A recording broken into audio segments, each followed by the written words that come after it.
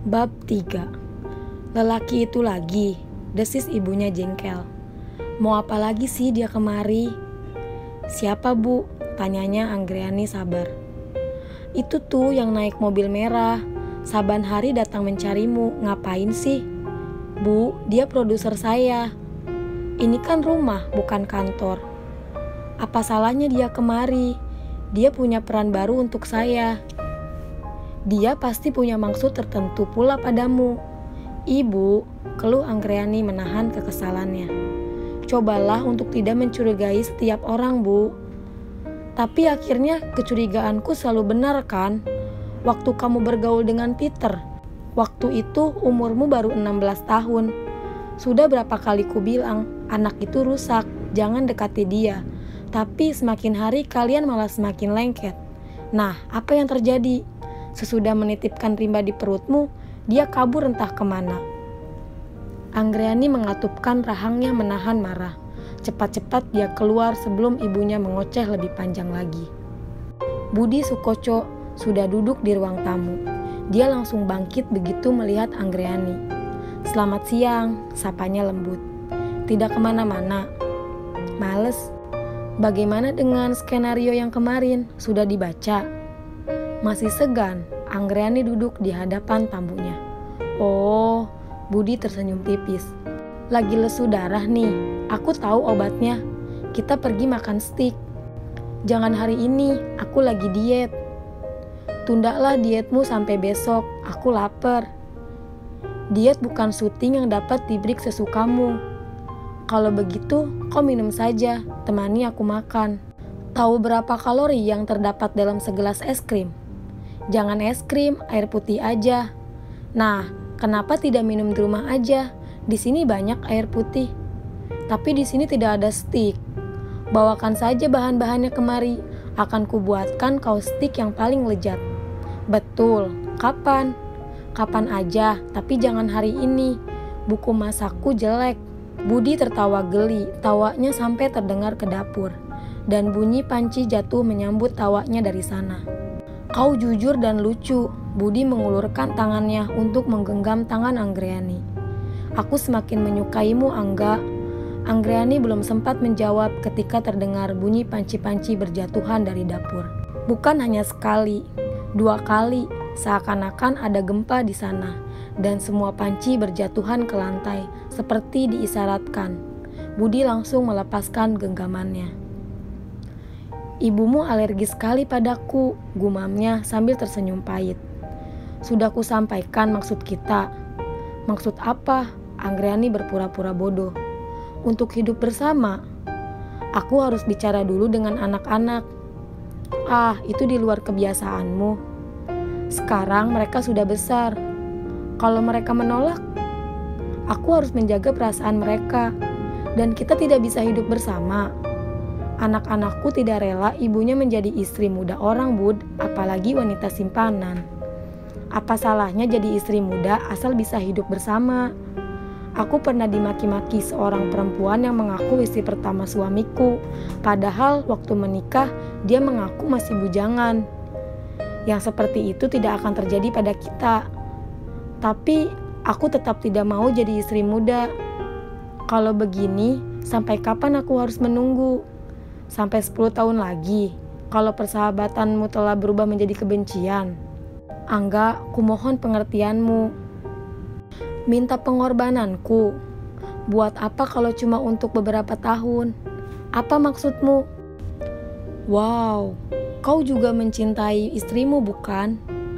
Aku ingin punya anak. Punya anak. Ini ranah yang akan mengikat cinta kita selamanya. Bagaimana kalau kau yang tidak mampu mempunyai anak? Aku sehat. Budi mengatupkan rahangnya. Istrimu tidak. Dia yang mandul. Mengapa tidak mengangkat anak aja? Tapi kau lupa, Bud. Aku tidak ingin punya anak lagi. Bertahun-tahun aku mendambakannya, Angga. Budi menatapnya dengan penuh permohonan. Kapan aja bisa jadi bapak? Segera setelah kawin denganku, kau akan jadi bapak dari 5 orang anak. Tapi aku menginginkan yang ke-6, Angga. Anak kita berdua, buah kasih sayang kita. seorang anak laki-laki yang akan mewarisi semua hartaku. Budi meraih tangan Anggreni dan menatap wanita itu dengan sungguh-sungguh. Beri aku seorang anak, Angga. Anggreni memandang ke dalam mata yang sedang berlabuh dalam lautan permohonan itu dengan terharu. Seorang laki-laki yang perkasa, ganteng, kaya raya, dan berkuasa, sekarang lelakiku memohon di hadapannya. Memohon seorang anak. Bagaimana harus menolak permintaannya? Hanya kepada Budi, Anggreni dapat mempercayakan anak-anak gadisnya. Dia bukan hanya baik hati, dia juga amat mencintainya. Di mana lagi harus dicarinya laki-laki semacam ini, kalau masih ada seorang laki-laki di dunia ini yang dapat dipercaya untuk menjadi bapa bagi anak-anaknya. Lelaki inilah orangnya. Bertahun-tahun, Anggreni telah mencari seorang bapa bagi anak-anaknya.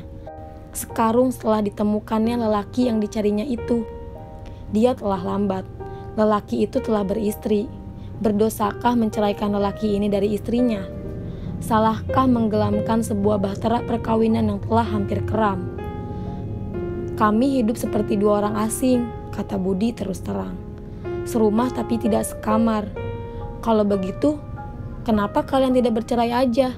Buat apa hidup dengan menipu diri begitu?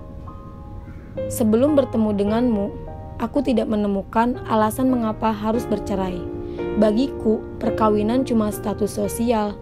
Kepuasan bisa kucari di tempat lain.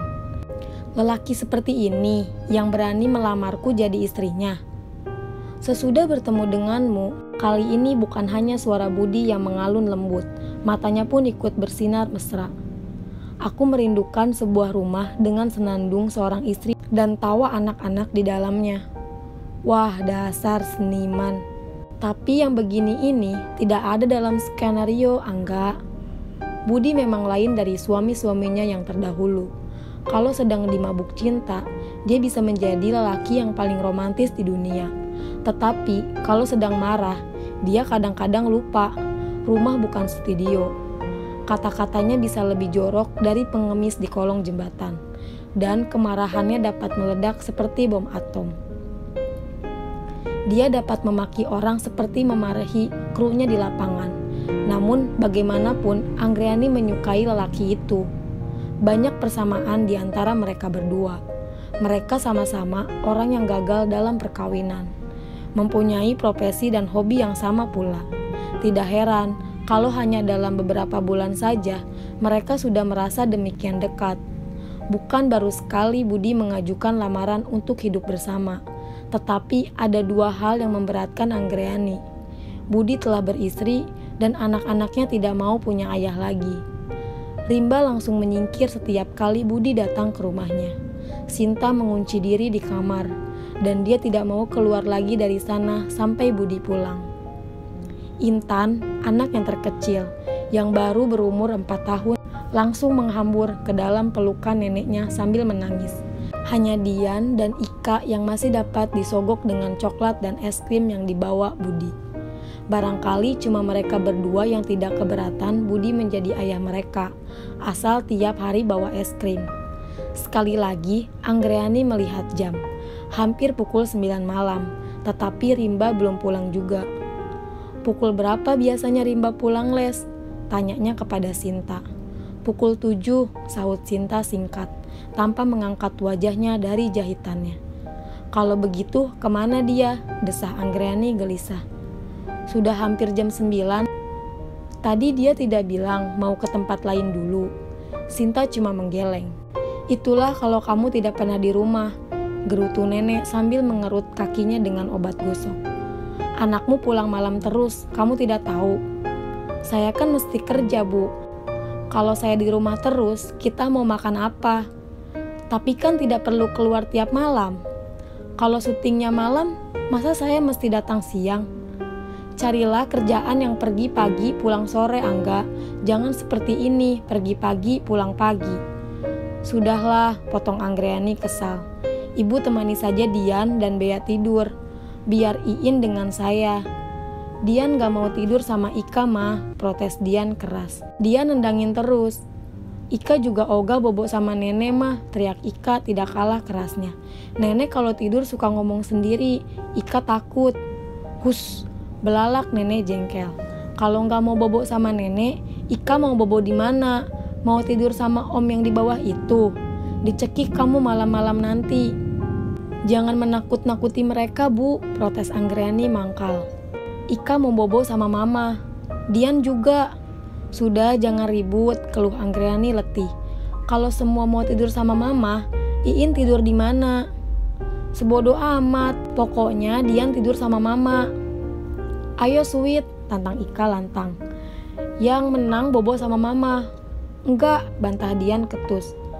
Kamu selalu curang. Dian, Ika, coba dengar. Mama mau tanya. Anggriani meraih kedua anaknya ke dalam peluknya. Dian sayang Iin gak? Sayang, sahut Dian terpaksa. Ika, sayang mah. Jadi Iin boleh tidur sama mama? Ika menoleh pada Dian sebelum menjawab. Ketika Dian mengangguk, walaupun dengan wajah cemberut, barulah dia menganggukkan kepalanya dengan ragu-ragu. Ah, Dian dan Ika memang kakak yang baik, anak mama yang manis. Sekarang bobo sama nenek ya, jangan lupa sikat gigi dulu. Dengan lembut, Anggriani menepuk pantat kedua anak itu. Berlomba Dian dan Ika berlarian ke kamar mandi. Sebentar saja, semua gelas plastik berikut sikat-sikat gigi di dalamnya berjatuhan ke lantai. Ini sikat Ika, teriak Ika sambil memungut salah satu sikat gigi yang jatuh itu. Bukan, ini sikat Dian, teriak Dian tidak mau kalah. Enggak, ini sikat Ika. Sikat Dian, sikat Ika.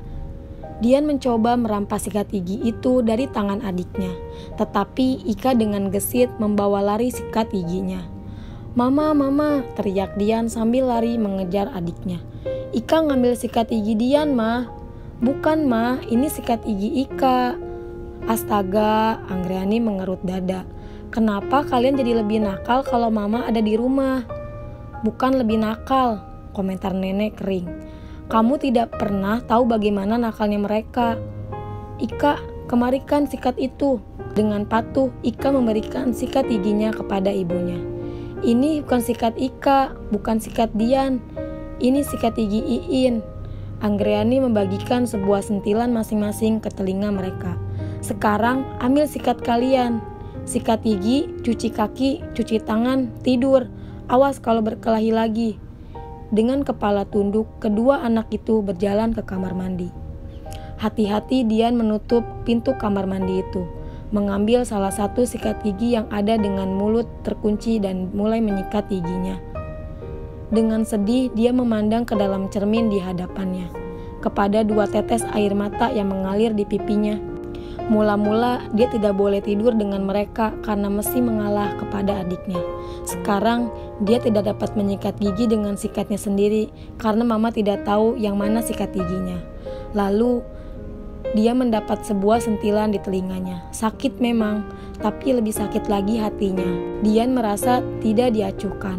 Mama cuma sayang Iin, mentang-mentang dia sakit, mama tidak pernah memperhatikan dirinya. Oh, rasanya Dian kepingin nangis menjerit-jerit. Tapi kalau dia nangis, pasti mama marah lagi. Sudah beberapa kali Anggriani bolak-balik ke pintu depan, melongok keluar, mengintai ke jalan kalau Rimba telah kelihatan di sana. Tetapi hampir pukul 11 malam, dia belum muncul juga. Sambil menggendong Intan yang malam ini mendadak tidak mau ditinggal tidur sendiri di kamar, Anggriani menunggu di ruang tamu, dan sarafnya yang memang sudah tegang tambah terganggu melihat sikap Heri. Entah mengapa, sejak pukul 10 tadi, lelaki itu mendadak pindah tidur ke sofa, tidak mau masuk ke kamar. Tidak bisa tidur, kilahnya. Nanti kepalamu pusing lagi, lebih baik tidur di kamar. Kalau berbaring begini tidak terasa apa-apa. Berbaringlah di ranjang. Kenapa? Aku membuatmu senewan. Kau menakut-nakuti Iin saja. Loh, kenapa? Aku tidak berbuat apa-apa kok. Kau terus-terusan melihat ke sini. Masa melihat saja tidak boleh? Dia takut. Kurang bergaul. Jangan so tahu. Tiap hari dikurung rumah terus, dia jadi penakut. Masa lihat orang aja takut? Dia sakit. Sakit apa? Dia cuma takut orang. Berikan padaku, akan kujadikan dia singa betina. Iin bisa mati ketakutan kalau kuberikan padamu. Ah, itu cuma anggapanmu. Anak kecil mesti dibiasakan bergaul. Masa cuma mau dengan ibunya sendiri? Mau jadi apa nanti? Sebentar lagi kan dia udah harus masuk sekolah. Tidak mungkin. Kau tidak mau menyekolahkan anakmu. Bukan tidak mau, tidak bisa. Kau tidak bisa menyekolahkan anakmu, tidak punya uang. Iin tidak bisa sekolah, dia terbelakang. Terbelakang. Retardasi mental maksudmu. Imbesil, jangankan masuk sekolah, ngomong aja belum bisa, padahal umurnya udah 4 tahun. Satu-satunya kata yang dapat diucapkannya cuma mama. Ada trauma waktu lahir atau sewaktu dalam kandungan? Mana aku tahu. Aku tidak pernah memeriksakan diri. Itulah kesalahanmu yang pertama. Tidak tahu Harry mengapa tiba-tiba saja merasa marah. Kau bukan ibu yang baik. Jangan mengajariku, desis Anggreni tersinggung. Pantas aja anak-anakmu tidak ada yang beres. Anakku yang lain normal. Tapi kau jarang di rumah, makanya mereka jadi bandel. Aku tidak minta pendapatmu, urus aja dirimu sendiri. Tahu kenapa anak laki-lakimu tidak pulang lebih sore seperti biasa? Aku tidak punya anak laki-laki. Jadi anak tanggung yang rambutnya seperti Tom Cruise itu anak perempuan. Astaga, Anggreni merasa kesal, tapi tidak bisa marah. Bajingan ini memang tidak salah lihat. Rimba memang persis anak laki-laki. Tubuhnya tinggi sama Pai. Rambutnya dipotong pendek. Pakaiannya celana jeans butut dengan t-shirt berdombrongan. Kalau pergi dia memakai topi bisbol. Laga, lugu, dan cara berjalannya pun persis anak laki-laki. Dia sengaja pulang lebih malam supaya kau menegurnya. Dengan begitu, dia mendapat perhatian yang selama ini didambakan dari seorang ibu. Ah, jangan so tahu. Dia tahu malam ini kau ada di rumah. Dia sengaja memancing perhatianmu untuk mencoba menarik perhatianmu. Pula lah dia mengidentifikasikan dirinya seperti laki-laki. Pasti salah satu teman-teman jalananmu ada yang punya bakat jadi ahli jiwa, ejek Anggreni sinis. Kau marah karena tahu aku yang benar, kata Harry santai. Kau menganggapku hina karena aku anak jalanan. Kau lebih hina lagi daripada itu. Kau sama kotornya dengan aku. Aku mencari nafkahku dengan halal. Kata siapa aku tidak? Kalau kau orang baik-baik, kau tidak takut polisi. Kau harus mencari suami lagi. Sengaja Harry membelokkan arah percakapan mereka. Untuk dititipi anak lagi. Untuk melindungi keluargamu, menggantikanmu mencari nafkah. Kau harus lebih banyak tinggal di rumah bersama anak-anakmu. Terima kasih, khotbahmu indah sekali. Kau baca di mana? Aku juga pernah punya ayah. Tapi ayahku seperti ayah anak-anakmu. Tinggal semalam di kamar ibuku, lalu pergi menghilang untuk 1000 malam berikutnya. Tapi ibumu pasti bukan aku. Kalau tidak, kau tidak jadi begini. Dia menukar diriku dengan sebuah gelang emas. Sayang sekali, padahal kau sama sekali tidak berharga. Aku dilemparkan begitu saja ke tangan orang lain. Kau tahu, aku menangis setiap malam menunggu kedatangan ibu. Aku begitu rindu untuk dapat tidur lagi bersamanya. Aku punya 5 anak. Tidak mungkin aku tidur bersama mereka berlima. Untuk berada di dekat anak-anakmu, kau tidak perlu selalu harus tidur bersama mereka. Sudahlah, hentikan khotbahmu. Pergilah tidur. Nanti kepalamu pusing lagi. Pusingku sudah hilang. Tentu aja, sudah pindah ke kepalaku. Dengan jengkel, Anggreni membawa Intan ke atas. Tetapi baru saja sampai di tangga, Harry sudah memanggilnya lagi. Tidurlah di kamarmu aja. Lebih mudah menunggu anakmu di sini daripada di atas. Terima kasih untuk undanganmu. Tahu berapa tarifnya? Loh, untuk tidur di kamarmu sendiri, kau tidak perlu bayar. Bukan aku yang bayar, kau. Aku tidur di sini. Di sofa gak usah bayar kan? Untung kau tahu diri, tapi aku lebih berterima kasih lagi kalau besok pagi kau tinggalkan rumahku. Tidak mungkin, aku belum bisa jalan, masih pusing. Akan kuantarkan kau ke rumah sakit. Itu berarti kau harus menggendongku. Jadi kau tidak mau pergi dari sini? Paling sedikit aku harus beristirahat 3 hari lagi. Tapi jangan di sini, rumahku bukan rumah sakit. Lalu kenapa kau bawa aku kemari? Kau yang minta. Kenapa kau turuti? Aku takut. Kau bisa minta tolong tetanggamu, memanggil polisi untuk mengeluarkanku. Aku yang menabrakmu. Kau masih percaya mobilmu yang membentur kepalaku? Apa bedanya dengan kepalamu yang membentur mobilku? Harry tersenyum. Apa yang lucu? Sambar Anggreni antara heran dan kesal. Kau tidak menabrakku, Ibu Darmawan. Apa maksudmu? Kau mengerem mobilmu pada saat yang tepat. Kau memang perempuan hebat. Tidak heran kau bisa punya 4 orang. Jangan main-main, geram Anggreni sengit. Kalau bukan mobilku, setan mana yang menabrak? Aku yang menabrak mobilmu ketika sedang lari melintas di depan mobilmu. Tapi luka-luka di kepalaku bukan akibat kecelakaan. Aku berkelahi dan melarikan diri karena aku takut dikeroyok. Ya Allah, bodohnya aku, geram Anggreni gemas. Kau benar-benar penipu. Kapan aku menipumu? Aku hanya minta tolong. Kau memaksaku, mengancam. Terpaksa, aku sedang panik. Oh, aku benar-benar sial. Seharusnya namamu Sialwati. Sekarang jangan kau tambah lagi kesialanku, tinggalkan rumahku. Malam-malam begini, besok pagi. Sudah kukatakan, besok aku belum bisa jalan. Lusa, janji. Kenapa tidak mengusirku saja? Harry menahan tawa. Kau bisa minta tolong Hansip. Aku kasihan padamu. Aku mulai percaya bahwa kau sebenarnya orang baik. Tentu, aku tidak takut polisi. Harry tersenyum pahit. Kau pikir aku orang jahat? Kau membunuh korbanmu dalam perkelahian itu. Tidak tahu, mereka memukuli kepalaku, entah dengan botol, mungkin juga dengan kayu. Kau pasti maling tertangkap basah waktu mencuri. Kami sedang berpesta. Kau mabok, minum obat. Lupa, waktu mereka mengeroyokku, aku kabur dan bertemu denganmu. Sial, aku melindungi seorang penjahat. Kau bisa melaporkan diriku pada polisi kalau mau. Buat apa? Kerjaanku udah banyak. Sambil mengawasi Anggreni yang sedang menggendong Iin ke kamarnya di atas, Harry merenung seorang diri. Perempuan itu sebenarnya baik hati, lembut.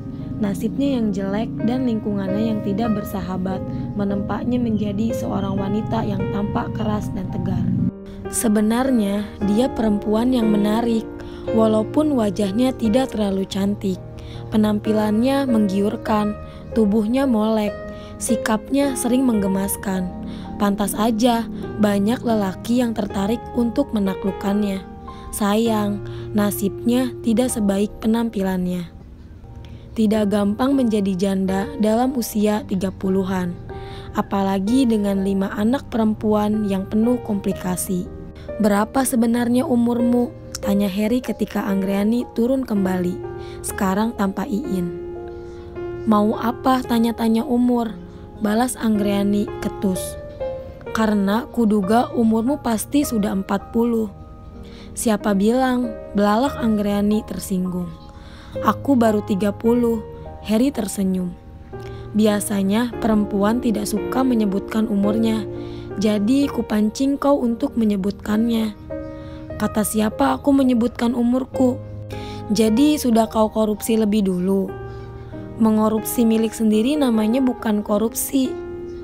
Saat itu pintu terbuka. Rimba masuk menuntun sepedanya. Dia cuma memandang ibunya sekilas. Mama belum tidur, gumamnya, entah pada siapa. Lalu dia menuntun sepedanya melewati tempat ibunya. Kesini Rimba, desis Anggreni menahan marah. Rimba berhenti melangkah, menoleh sekilas ke arah ibunya. Mama mau bicara. Tentang dia, tanyanya dingin sambil melirik Harry yang masih berbaring santai di sofa. Tentang kamu. Jangan di sini. Rimba tidak mau ditampar di depan dia. Bawa sepedamu ke belakang, Mama tunggu di atas. Boleh mandi dulu. "Rimba," geram Anggreni gemas. "Mama tidak main-main. Kamu tahu pukul berapa sekarang? Apa kamu tidak malu anak perempuan kelayapan sampai tengah malam begini?" Rimba mengawasi ibunya dengan sorot yang amat dingin sampai Anggreni terkejut sekali melihatnya. Tidak menyangka anaknya dapat memandangnya dengan tatapan yang demikian membeku. "Rimba lebih malu kalau teman-teman Rimba menanyakan Mama," katanya pahit. "Mama juga selalu pulang pagi." Tidak menyangka mendapat jawaban demikian dari putri sulungnya yang baru berusia 15 tahun. Anggreni terenyak sedih. "Mama mencari nafkah, Rimba," katanya getir. "Untuk menghidupimu dan adik-adikmu. Beginikah balasan yang Mama terima?" "Mama bukan cuma cari uang," sahut Rimba lantang. "Mama mencari lelaki." "Ya Tuhan," Anggreni menembah dadanya dengan terkejut, seolah-olah sebuah pukulan yang tidak kelihatan dan amat menyakitkan baru saja menghantam dadanya. Anaknya yang baru berumur 15 tahun sudah demikian pandai mencerca ibunya. Terus terang, Rimba agak menyesal setelah mengucapkan kata-kata itu. Dia melihat perubahan air muka ibunya dan melihat bagaimana perlahan-lahan mata ibunya mulai memerah. Tetapi Anggreni tidak menunggu sampai air matanya bergulir ke pipi. Dia pantang menangis di muka anak-anaknya. "Masuk," perintahnya datar tapi tegas. "Kalau besok kamu pulang begini malam, lebih baik tidak usah pulang." "Dengar Rimba, Mama serius." Tetapi Rimba menunduk, tidak pula mengangguk. Dia malah membalas tatapan ibunya dengan berani. "Besok malam Mama ada di rumah." "Mulai malam ini Mama selalu di rumah." Rimba mengawasi ibunya dengan bimbang, seolah-olah tidak percaya dengan apa yang baru saja didengarnya. Ketika Rimba masuk ke kamarnya sesudah mandi, Anggreni belum tidur dan dia tidak dapat menahan dirinya lagi untuk bertanya. "Mengapa kamu tidak suka memakai rok, Rimba? Kamu tuh seorang gadis. Mengapa tidak berdandan seperti teman-temanmu? Memilih gaun yang bagus-bagus, memakai lipstik, itu soal selera," potong Rimba jengkel. Rimba juga tidak pernah tanya kenapa Mama tidak kawin sama pejabat saja, supaya kita cepat kaya. "Jawab dulu pertanyaan Mama, Rimba," keluh Anggreni putus asa. "Kamu tidak ingin terlihat cantik?" Dengan tenang, Rimba duduk di sisi pembaringannya. "Cantikkah Rimba, Ma?" "Kamu cantik, Rimba, asal kamu mau berdandan, bukan keluyuran kesana kemari memakai jeans butut dan kemeja komprang." "Buat apa?" "Buat apa?" guman Anggreni bingung. Duh, dia benar-benar tidak mengerti kemauan anaknya. "Kamu tidak ingin dikagumi teman-temanmu?" "Buat apa? Rimba kan bukan barang. Dikagumi supaya cepat laku, atau Mama sudah ingin Rimba cepat-cepat kawin?" "Rimba," cetus Anggreni marah.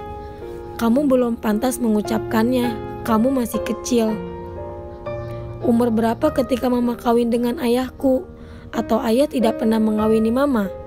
Sekali lagi Anggreni mati langkah. Anak ini benar-benar kurang ajar.